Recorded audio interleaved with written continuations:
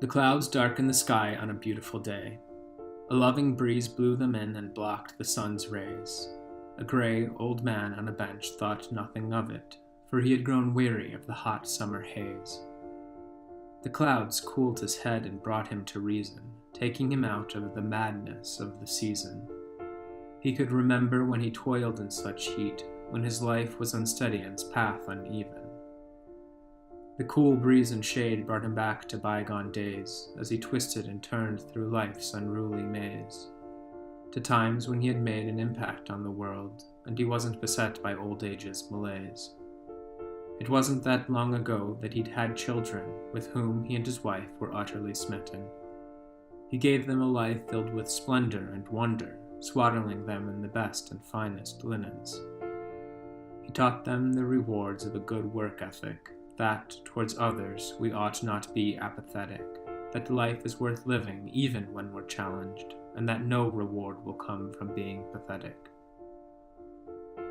He watched his girl and boy grow into strong adults, a daughter who no man would ever dare insult, and a son who was a strong and brave warrior. Only through experience was this the result. As a young man, he was taken by life's beauty, enchanted by its grace despite its cruelty. He knew now that back then he was far too naive, and that this world requires a sacred duty. He realized the cost of such a precious life, that civilization comes with a bloody tithe, to which we all must necessarily comply, for none could achieve the required sacrifice. The fruits of our labor are built upon the dead, to whom we owe the means by which we rest our heads, and whom without there would be no beauty at all.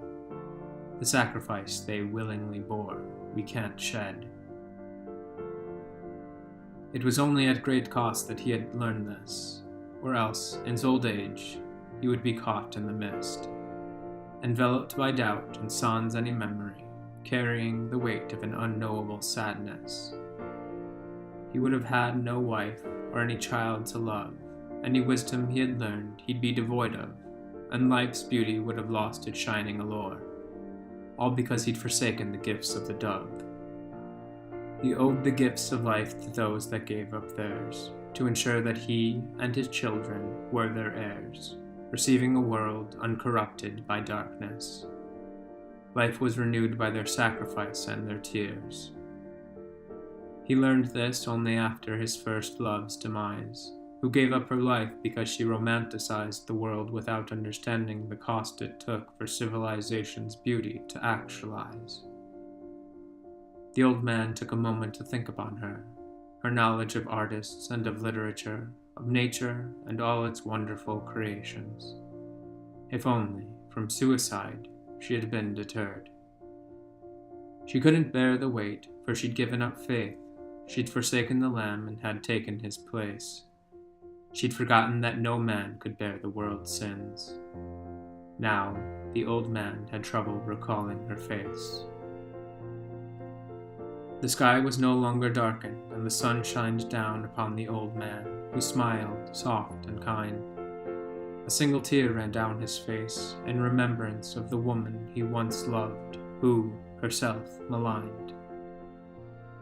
He closed his eyes, as though to seal up his pain, but then he remembered all that his life had gained, of his children and his wife and the house they'd built, how through them, his evils, he was able to slay. He opened his eyes to the shining sun and light. No longer did sadness his tears grieve his sight, for he knew that he truly won the game of life, and that he'd go happily into the dark night.